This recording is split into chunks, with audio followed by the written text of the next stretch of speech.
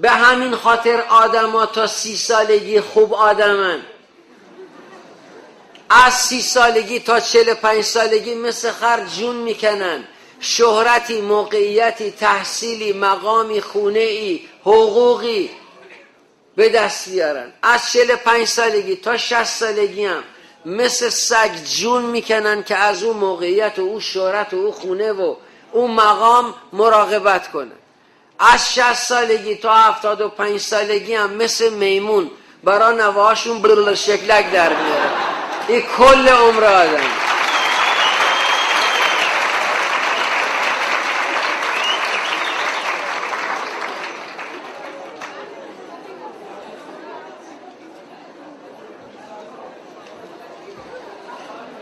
این عمر رو چه کار میخواین بکنین؟ واقعا چه استفاده میخواین ازش بکنین؟ به کجا میخواین برین؟ اگر یه نفر بیاد به شما بگه آقا یه نفر بیاد به شما بگه که من از فردا صبح علی طلوع که شما از خواب بیدار میشی مبلغ 86,400 تومان میریزم به حسابت، این پولو باید حتما تا پس فردا خرج کنی، تا آخر عمرت هر روز مبلغ 86,400 تومان میریزم به حسابت. اگر این پولو خرج کردی که هیچ، خرج نکردی صفر میشه، یعنی امکان نداری این پول اضافه بشه به پول روز بعد، صفر میشه، باید خرجش کنی هر طوری که هست. اگر به شما بگن تا آخر عمرتون مبلغ 86,400 تومان به حسابتون واریز میکنن، خدا وکیلی تا چند روز این پولو به علافی و عیاشی و ولخرجی خرجش میکنین؟ 10 روز، 20 روز، 1 ماه، 2 ماه، 1 سال، چقدر؟ بابا بالاخره آدم عاقل میشینه فکر میکنه، میگه بعد از 2 ماه، 3 ماه، 4 ماه عیاشی و علافی ولخرجی و خوشگذرونی، میگه بابا من این پولو بالاخره صرف ذره ذره خریدن یه زمین میکنم، یه فوندیشنی پی چیزی میزنم، یه ساختمون میسازم، یه چیزی درست میکنم با همین ذره ذره پول. مگه نه اینکه این فکر یه آدم عاقله؟ بچه‌ها خداوند عالم هر صبح که از خواب بیدار میشید خیلی آرام میاد توی قلک روح شما مبلغ 86,400 ثانیه واریز میکنه. یه شبانه روز چند ثانیه است؟ 86,400 ثانیه. خداوند عالم هر روز تو قلک روح شما مبلغ 86,400 ثانیه رو واریز میکنه و میگه انسان برو خرجش کن ببینم چه کار میکنی، چه عرضه‌ای نشون میدی، چه آدمیتی از خودت نشون میدی، چقدر نسبت به من وفاداری نشون میدی، چقدر نسبت به تعهداتت نسبت به من آدمیت خودتو اثبات میکنی. چند نفر ما مردانه عمل کردیم توی قضیه؟ چند نفر از ما درست عمل کردیم؟ اگر دنبال عشق هستیم عشق پایدار پیدا کنیم. حافظ میگه اگر آنطور که شیرازی به دست دارد دل ما را اگر آنطور که شیرازی به دست دارد دل ما را به خال هندوش بخشم سمرقند و بخارا را. امیر نظام گروسی این شاعر و عارف بزرگ کردستان در جواب حافظ میگه اگر آن کرد گروسی به دست دارد دل ما را بدو بخشم تن و جان و سر و پا را. جوان مردی به آن باشد که ملک خیشتن بخشی، نه چون حافظ که میبخشد سمرقند و بخارا را. استاد شهریار یه جواب بسیار نابتر و کاملتری میده به حافظ. من در تبعیت و معیت از استاد شهریار یه جوابی رو در سفری که به کردستان داشتم نوشتم در پاسخ به عارف و شاعر نامدار و عزیز و گرانقدر کردستان امیر نظام. نوشتم اگر آن محروق تهران به دست دارد دل ما را به لبخند ترش بخشم تمام روح و معنا را. سر و دست و تن و پا را به خاک گور می بخشند، نه بر آن محلقای ما که شور افکنده دنیا را.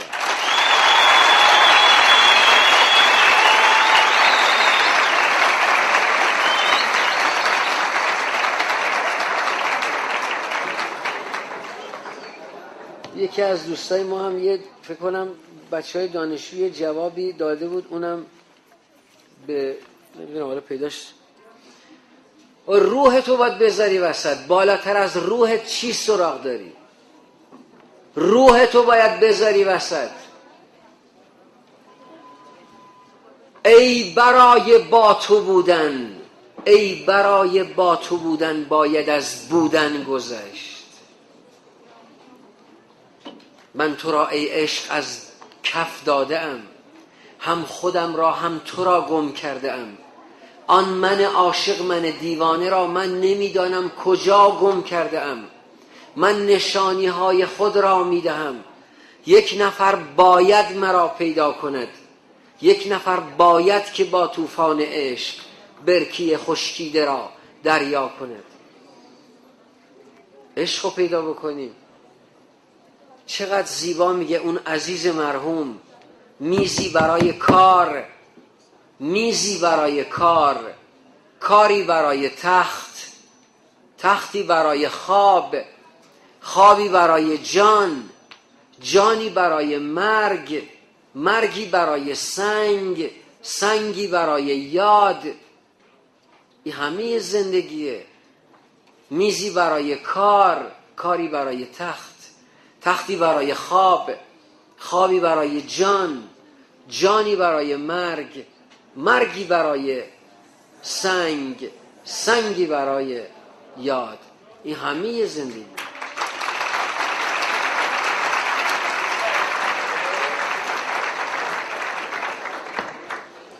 یه نکته هم برای بعد از ازدواج به شما بگم بچه ها، ببینید بزرگترین و تنها فرمول بعد از ازدواج یک چیزه و اونم تفاهمه.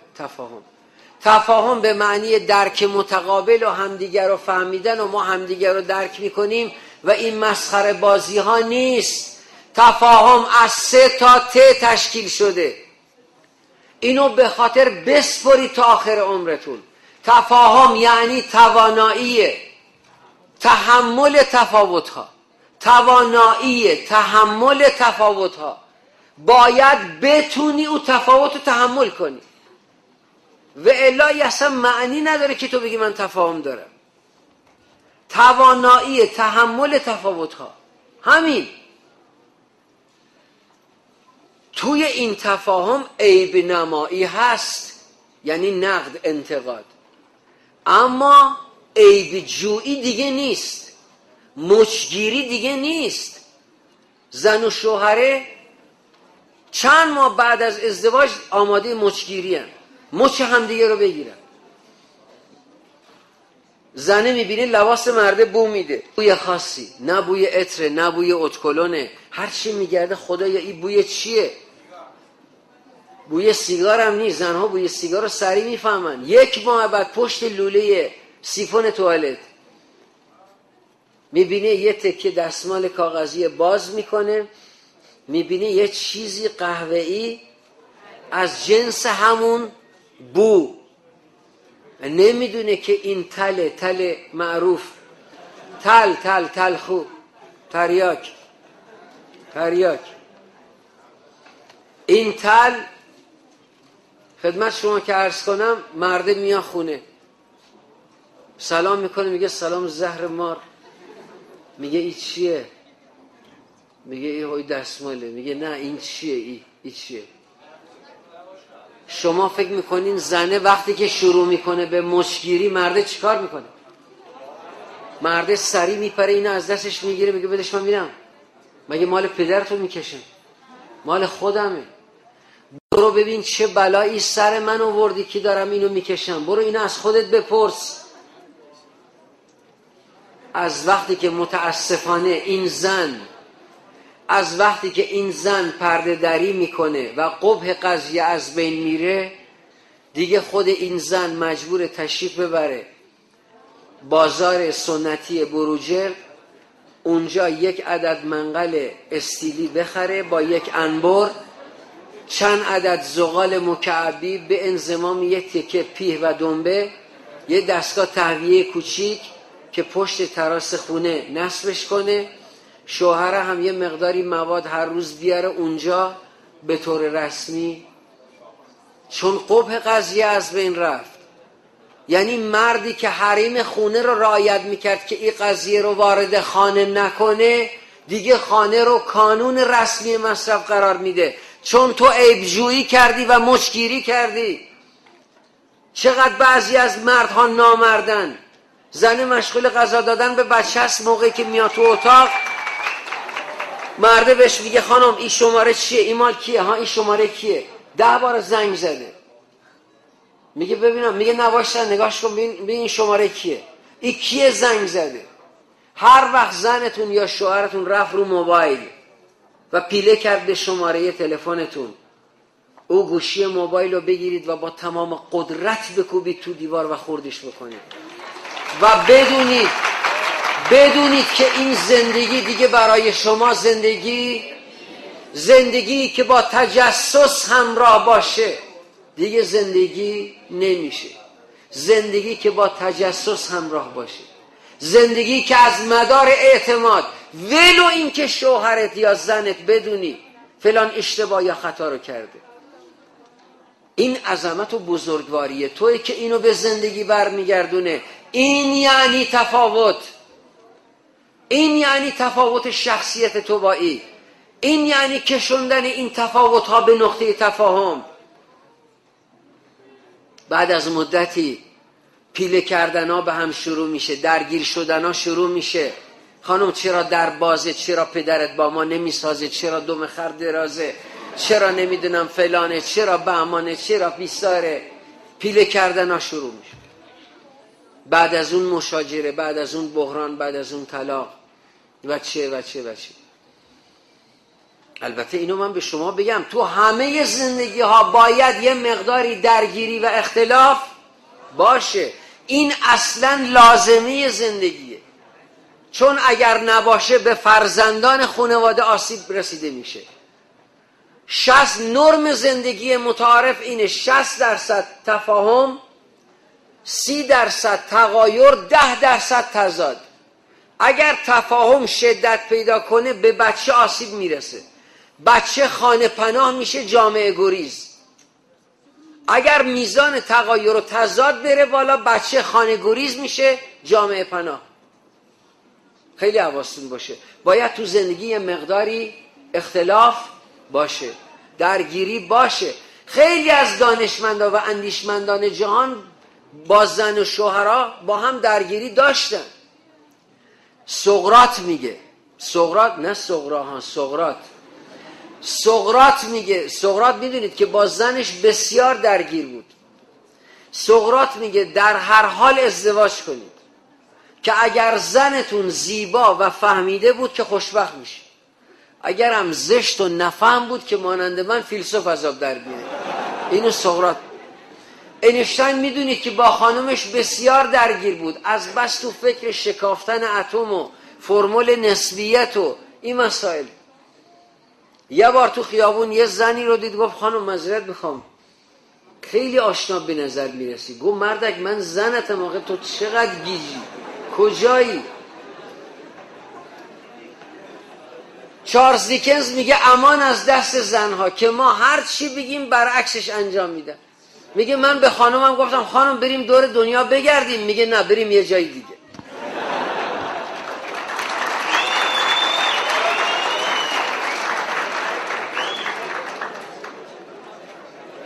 رن آلندی میگه تا قبل از ازدواج 6 نظریه در مورد تربیت فرزند داشتم، اما الان که 6 تا بچه دارم هیچ نظری ندارم.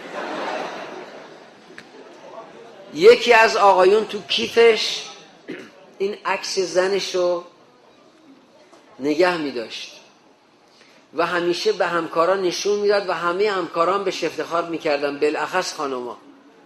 ازش میپرسیدن این عکس رو برای چی نگه میداری؟ میگفت من هر موقع یه مصیبتی، مشکلی، چیزی برام پیش میاد، نگاه به جمال همسرم میکنم، آروم میگیرم و اصلا اون مشکل و اون مصیبت از یادم میره. و همه بهش تبریک میگفتن. تا یه بار یکی از آقایون اومد بهش گفت تو رو به روی پدرت یه عکس برای چی نگه داشتی تو کیفت؟ بهش گفت جان خودت نمیدونی، هر وقت یه مصیبتی، مشکلی برام پیش میاد که ناراحت میشم، این عکس رو نگاه میکنم میبینم یه مصیبت عظمایی تو خونه دارم، اصلا این مشکل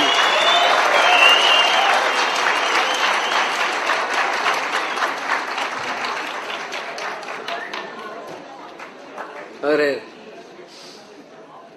زنه به شوهرش گفت عزیزم تو از زن خوشگل خوشت میاد یا از زن با شعور؟ گفت هیچ کدوم عزیزم، فقط از تو خوشم میاد، فقط از تو. زنه به شوهرش گفت عزیزم تو از تیپ و قیافه من بیشتر لذت میبری یا از اندامم؟ گفت یه اعتماد به نفست من کشت آقا. بعضی از زن و شوهرها متاسفانه بسیار نامردانه علیه همدیگه اقامه دعوی میکنن و علیه همدیگه پرخاش میکنن تا مراحل خیلی خیلی ناجور. مرده از توی توالت، زنه، مرده توی توالت عمومی شهر بود، زنه براش مسیج میزنه که کجایی؟ مرده تو جواب نوشت براش که خونه باباتم. زنه هم کم نیاورد، نوشت که غذا چیزی درست نکرد، همونجا یه چیز بخور و بیا.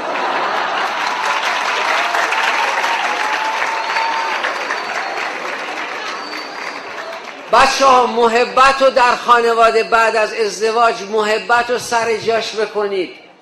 محبت رو سر جاش بکنید. محبت رو سر جاش بکنید. به مقدار و به اندازه محبت کنید و به مقدار و به اندازه خشونت به خرج بدید.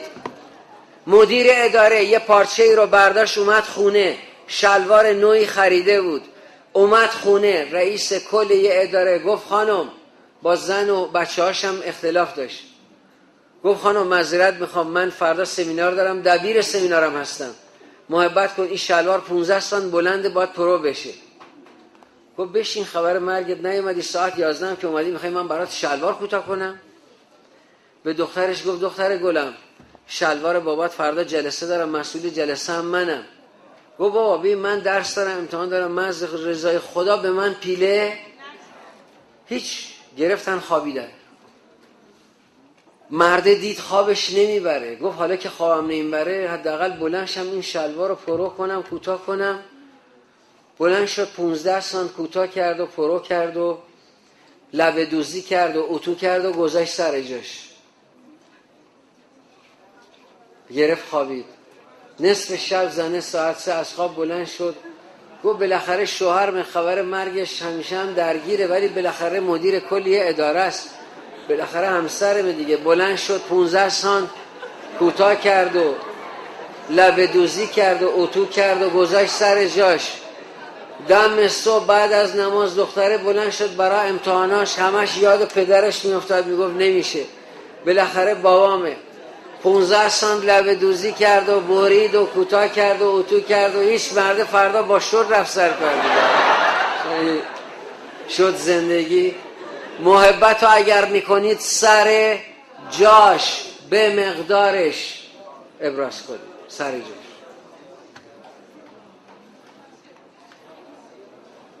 پسری رفته بود خواستگاری با مادرش، دختره موقعی که چای آورد پسره بهش گفت معذرت میخوام کبریت دارین؟ مادر عروس گفت معذرت میخوام مگه آقای داماد سیگاریه؟ مادر پسره گفت نه، گاهی اوقات حقیقتش مشروب که میخوره 2-3 نخ سیگار میکشه. گفت یعنی آقای داماد الکلیه؟ گفت والا وقتی تو قمار میبازه مشروب میخوره، این عادتشه. گفت یعنی قمار بازه؟ گفت والا از وقتی افتاد زندان، تو زندان قمار یاد میره. گفت زندانی بوده مگه؟ گفت والا از موقع که معتاد شده افتاده زندان. گفت معتاد بوده، گاره از دست زنش افتاده به اعتیادی. یه دندون پزشکی میگفت تمام افتخارم اینه که تونستم صدها زن رو روی صندلی کارم قرار بدم دهنشون تا بناگوش باز، اما جرأت و قدرت یک کلمه حرف زدن ندارم.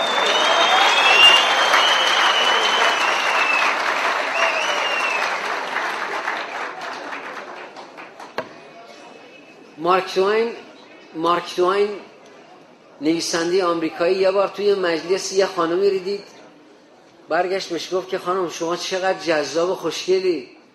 خانم برگشت با یه ژستی گفت که نمیدونم چی باید بهت بگم. گفت هیچ، تو هم یه دروغی مثل من بگو، حالا خیلی بهت فشار میاد دروغی. از مرده پرسیدن موقعی که زنت خونه نیست چه میکنی؟ گفت استراحت. گفتن خب وقتی خونه است چه میکنی؟ گفت استقامت.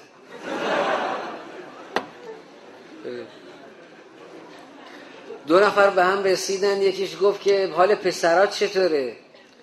گفت والا خب یکیشون که ازدواج کرد اما بقیه به حمدالله حالشون خوبه.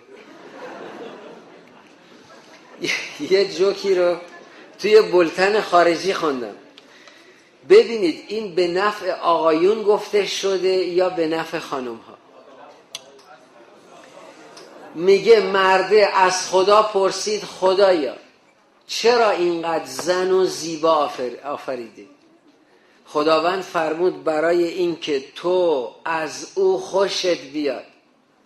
گفت پس چرا اینقدر نفهم آفریدی شد؟ گفت برای این که او از تو خوشش بیاد.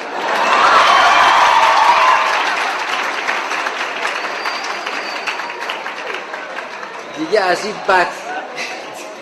از این بدتر نمیشه.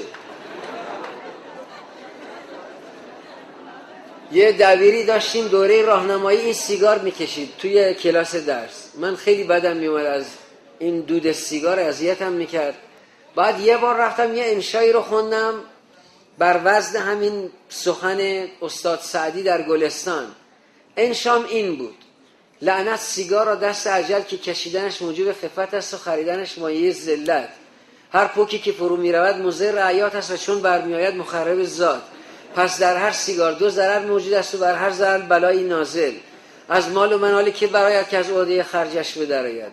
بنده همان به که به درگاه خیش روی به سیگار و هما آورد، ورنه اگر شد قدغن کشت آن روی خماری به کجا آورد. یکی از دوستان این متن گلستان رو در وصف زنها گفته. ایشون میگه لذت زن را قند و عسل که ازدواجش موجب مهنت است و به طلاق اندرش مزید رحمت. هر لنگ کفشی که فرود آید مضر حیات است و چون مکرر شود موجب ممات. پس در هر لنگ کفشی دو ضربت لازم است و بر هر ضربت آخی واجب.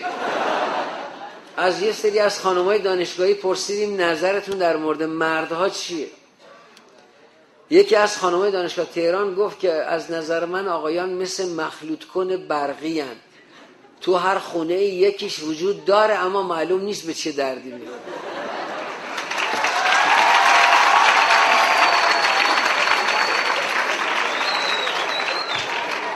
بچه ها میدونید مردای مجرد کمتر عمر میکنن اما در عوض مردان متأهل بیشتر آرزوی مرگ میکنن.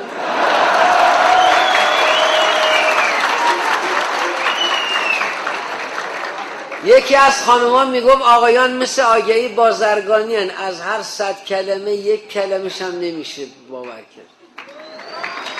یکی از خانمای دانشگاه شهید بهشتی میگفت آقایان مثل سیمانن، هر جا پن شدن فقط با کلنگ با جا میدن.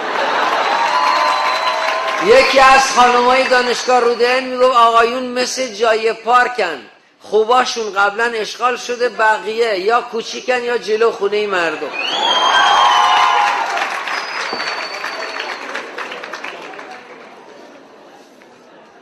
بچه ها من اینو به شما بگم، فقط عشق والدینه که عشق رو در بچه ها به وجود میاره و زندگی رو به سلامت میسازه. من بعد نیست اینو به شما بگم، ما خودمون، از خودم به شما بگم، ما 11 تا برادر و خواهر بودیم. 11 برادر و خواهرها. باور بفرمایید خانه ما به قدری کوچک بود، به قدری کوچک بود، به قدری کوچک بود که همه این 11 نفر تو خط مماسه هم دیگه رد می شدیم، اما همه برادرها و خواهرها عاشق هم بودیم، عاشق همه هم به درجه ها و به لطف خدا به تحصیلات بسیار بالایی رسیدن. علتش هم این بود که پدر و مادر ما عاشق هم بودن. من مادرم بچه‌ها یک زن کاملا بی سواد بود، کاملا بی سواد، که هفته بامداد میگفت هفته بالدار. این اصلا نمیدونست بامداد یعنی چی. خیلی من این زنو اذیتش میکردم، یعنی سر به سرش زیاد میذاشتم نسبت به کلمه محمد، چون پدر و مادر من هر دو از سادات بودن، ما سادات طباطبایی است. بعد مادر من نسبت به کلمه محمد حساس بود، هر جا این کلمه رو میشنوید صلوات میفرستاد. بعد من الکی داد میزدم محمد، میگه اللهم صل علی محمد و آل، بعد منم باش صلوات میفرستم، میگفتن اللهم صل علی محمد و آل محمد، میگه اللهم صل علی محمد و آل، هی میگه بس، دوباره میفرستاد. یعنی اینقدر من این کلمه محمد تکرار میکردم. اینم به خاطر همین لفظ. پدرم فوق دیپلم زبان انگلیسی بود اما عاشق مادرم بود، عاشق مادرم، و این برام خیلی جالب بود. این مرد با این تحصیلات اون موقع و این زن در اوج بیسوادی و این عشق. ما هرگز برای نماز صبح، هرگز برای نماز صبح با تکان خوردن و تکان دادن و اینها بیدار نمی شدیم. ما از صدای نماز جماعت اینها بیدار می شدیم.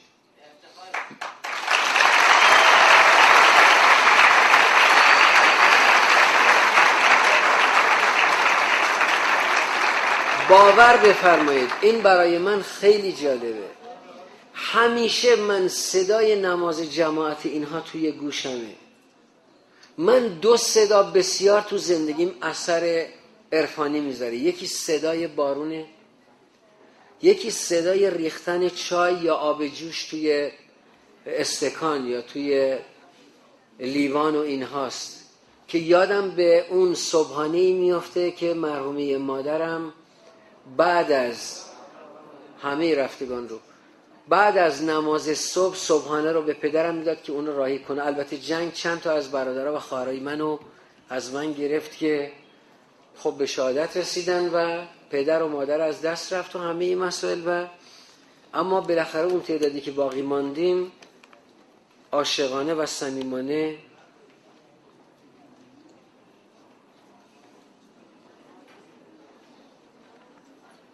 بله متشکرم. این حساسیت های ناشی از این مطالبی که بعضی از دوستان به من میدن امر به نظرم مشتبه شده. اصلا اون تعبیری که اون دوست ما در رابطه با لفظ اون مرحوم به ذهنش رسیده نیست. معنایی که ما استنباط میکنیم از اون واژه همون چیزیست که خود اون عزیز ما فکر میکنه. به هر حال اینو به حسب اینکه لازم بود پیام شخصی رو بدم به اون عزیزمون بگم. پدر من از حدود سوم راهنمایی منو دیگه به اسم کوچکم صدا نکرد و به من میگفت آقای انوشه و میفهمیدم داره به من شخصیت میده. باور کنید تا می اومدم یه فضولی بکنم شیطنتی بلافاصله میگفت آقای انوشه کجا تشریف میبری یا از کجا تشریف. این سرعت فضولی منو میگرفت. منم دیگه مؤدب، خیلی آروم، خیلی متین. ایشون در دوم سوم راهنمایی به من گفت پسرم حضرت موسی به قومش 10 فرمان داد، من هم به تو 10 فرمان میدم برای زندگی و من با این 10 فرمان 1 عمر زندگی کردم و همین 10 فرمان رو هم روی سنگ قبر ایشون نوشتم. 10 فرمان ایشون اینه. ایشون به من گفت 1 منتظر باش، متوقف نباش. 2 جسور باش، گستاخ نباش. 3 صبور باش، بیخیال نباش. 4 سرسخت باش لجباز نباش. 5 خوشبین باش خوشباور نباش. 6 شتاب کن شتاب زده عمل نکن. 7 تأمل کن معطل نکن. 8 سازگار باش سازشکار نباش. 9 بگو آره نگو حتما. 10 بگو نه نگو هرگز. اینها رو روی سنگ قبر شک کردم. اگر بدونیم یاد بگیریم که با همسرمون عاشقانه زندگی کنیم، بنای این عشقو در زندگی پیاده میکنیم، بنای این عشقو در زندگی میکاریم، اون موقع است که به وحدت درون میرسیم. اینو به خاطر بسپارید. تا به وحدت درون نرسیدید با هیچ انسانی به وحدت بیرون نمیرسید.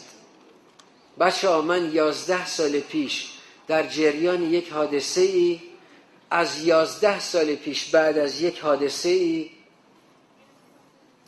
از 11 سال پیش بعد از یک حادثه ای هر شب حدود ربع ساعت 20 دقیقه 2-3 ساعت بعد از نماز مغرب و عشا ربع ساعت 20 دقیقه میرم روی یک ارتفاعی بلندی، یک پشت بامی، تهران که هستم میرم بام تهران، از اونجا ربع ساعت 20 دقیقه به آسمون خدا زل میزنم و یک ستاره رو به طور تصادفی هر شب به استثنای شبی که برف یا بارون میاد و نمیتونم آسمون رو ببینم، هر شب تو این 11 سال کارم این بوده. میرم و یک ستاره رو به طور تصادفی انتخاب میکنم و باش حرف میزنم و تمام درد دلهای روزانه رو بهش میگم و بعدش دعا میکنم برای همه شما، برای همه مردمم، برای همه ملتم، برای همه مردم روی زمین، برای همه کسانی که زنده هستن دعا میکنم و بعدش از خداوند امواج مثبت کیهان رو میخوام و تمام این امواج در وجودم جا میدم و هر روز بی‌صبرانه منتظر میشم تا شب بشه و دوباره بتونم این ارتباط رو با آسمون خدا برقرار کنم. از شما میخوام 10 شب برید اینو تمرین کنید. این هوای پاک و با صفا و مقدس بروجرد، این فضای پاک و مقدس دانشگاهتون، شبا غروبا 10 دقیقه خدا وکیلی یه گوشه بایستید فقط به آسمون خدا زل بزنید. 10 شب این کار کنید. 10 شب، هر شب 10 دقیقه. ولی کسی اطرافتون نباشه، تمرکزتون رو به هم نزنه. بعد میبینید آروم آروم دارید با این آسمون ارتباط برقرار میکنید، یک ارتباط عظیم و پایدار. این ایمیل رو یادداشت کنید. ما 7-8 خط تلفن داریم، اینقدر هزاران تماس زیاده که خود مخابرات معمولاً آفلاین میکنه و این بسیار کار رو برای برقراری ارتباط ما مشکل میکنه. اما از طریق ایمیل راحت‌تر ما میتونیم، اگر شما سوالی دارید در همین فضای مشکلات و ازدواج و امثال اینا، بتونیم خدمت شما جواب بدیم. اگر بلد باشیم، اگرم بلد نباشیم از دوستان و عزیزان دیگری کمک میگیریم. اینو به خاطر بسپارید. این ایمیل رو یادداشت کنید. DR یا DR دات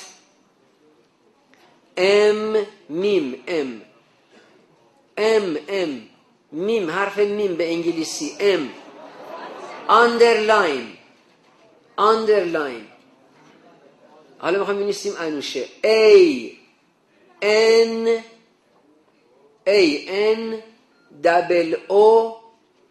یعنی OO SHE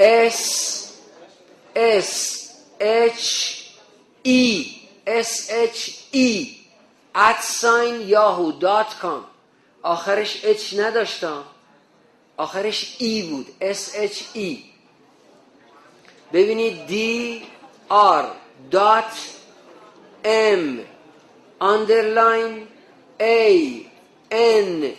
dr.ANOSHE@yahoo.com.